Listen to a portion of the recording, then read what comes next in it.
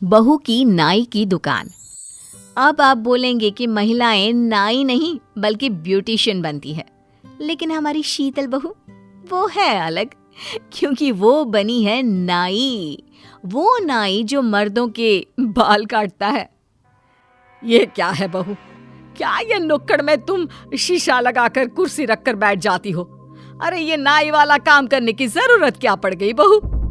माँ जी वो क्या है ना कि मैं भी कुछ कमाना चाहती हूँ, खुद का बड़ा पार्लर खोलना चाहती हूँ, लेकिन क्या बहू, अब तू नुक्कड़ में लड़कों के बाल काटती ठीक लगेगी क्या? माँ जी प्लीज आप तो साथ दे, पार्लर का काम करना सीखना था मुझे, लेकिन अभी लड़कों के बाल काटना सीखा ही था कि पापा ने कहा वो लोग एकेडमी के आगे के पैसे नहीं दे पाएंगे और फिर शादी करा दी। माँ जी ये भी किसी तरह कमा कर घर चला रहा है, उस पर अब मैं कहूँ कि मुझे काम सीखना है, मुझे पैसे दो, तो अच्छा नहीं लगेगा ना। अच्छा ठीक है जा बहू, लेकिन तू नाई कहलाएगी, ब्यूटिशियन नहीं, ये ध्यान रखना। अरे इससे क्या लेना देना माँ जी, क्या हो गया, काम तो काम होता है ना, आगे बढ़ने के लिए कहीं से तो शुरुआत करनी ही होगी। देख ले बहू, तू और तेरा पति ठीक है तो हम भी ठीक है, हमें फिर क्या परेशानी हो सकती है। खैर किसी तरह सब ठीक हो जाता है और बहू की नाई की दुकान चल पड़ती है।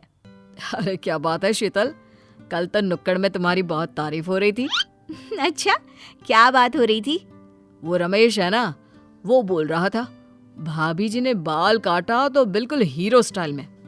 बोल रहा था बड़े से बड़े पार्लर वाले ऐसा बाल नहीं काट सकते। हाँ वो मुन्ना भी बोल रहा था भाभी ने तो बिल्कुल विराट कोहली जैसी दाढ़ी बना दी है।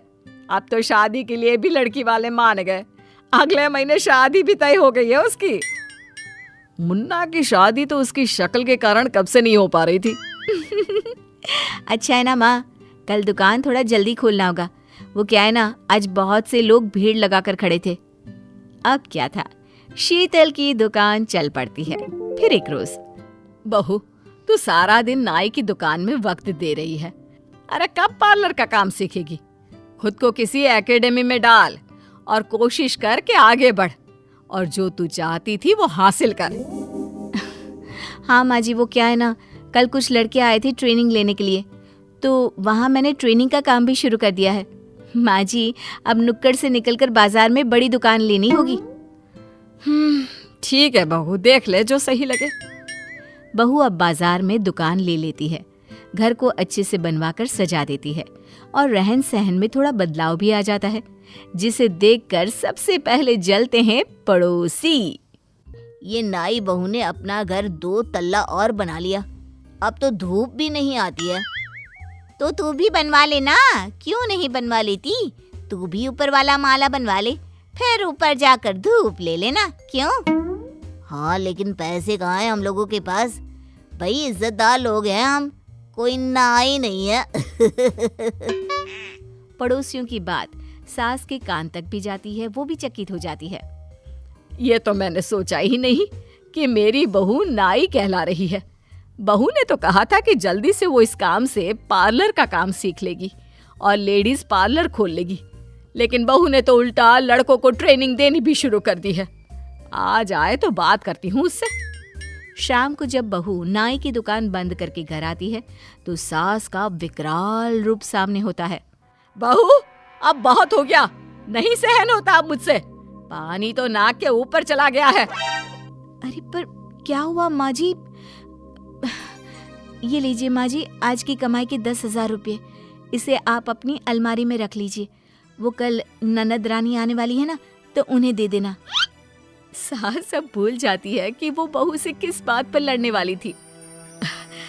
नेहा बिटिया आ रही है, लेकिन उसने तो मुझसे बात ही नहीं की। वो क्या है ना, उन्हें कुछ पैसों की जरूरत है, मुझसे कह रही थी कि भाभी ब्याज में पैसे दिला दो। मैंने कहा घर पर माँ से ले लीजिए, तो कल आती है तो स्नेहा को ये पैसे दे दीजिएगा, ठीक है?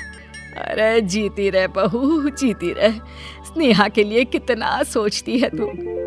माँ जी आपने भी तो मुझे एक ऐसा काम करने की छूट दे रखी है जो मर्द किया करते हैं, नाई की दुकान।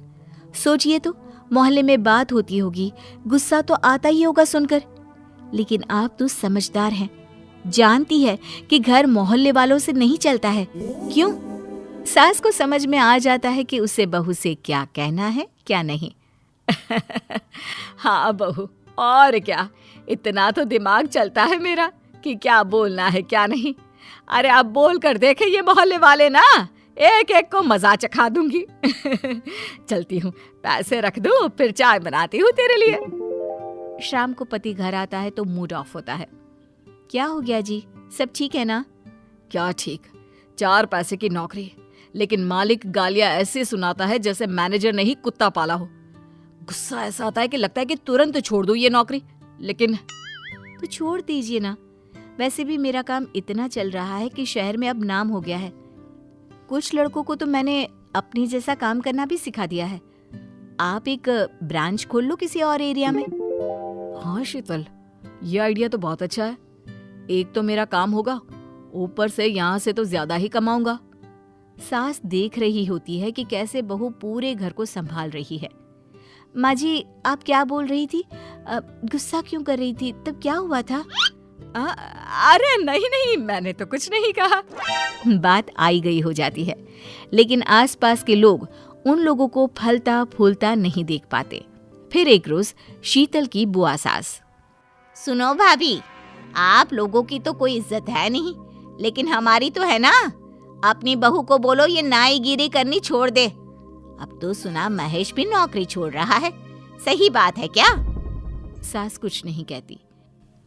जब वो घर देखती है तो उसे संपन्नता दिखती है, लेकिन जब वो समाज देखती है तो बहू का काम उसे शर्मिंदा करता है।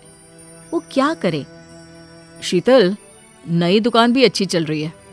वैसे अब शहर में तुम्हें सब जानने लगे हैं।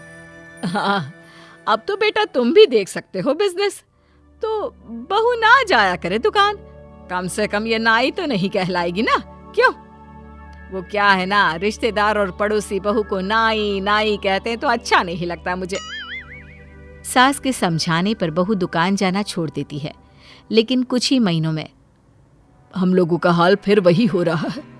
तुम्हारे काम से काम चला था, लेकिन तुम नहीं दिखती हो तो लोगों को लग रहा है कि तुमने नाई की दुकान को किसी और को बेच दिया है।